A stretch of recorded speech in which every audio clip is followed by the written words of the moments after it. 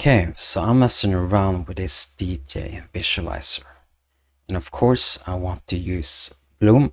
And in Blender 4.1, all you need to do to get Bloom is just select this beautiful little icon here, on and off like that.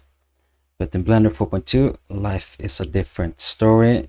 So if I jump over to Blender 4.2 here, I'm just going to show you real quick how you can create this bloom effect here.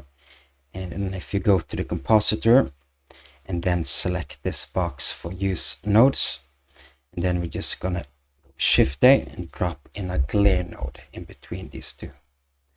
And we also want to change this from streaks into bloom, and we also want to go up here to the right and click on this drop down window and go to the compositor and change this to always. So now we can see this bloom effect in real time in render mode, like that.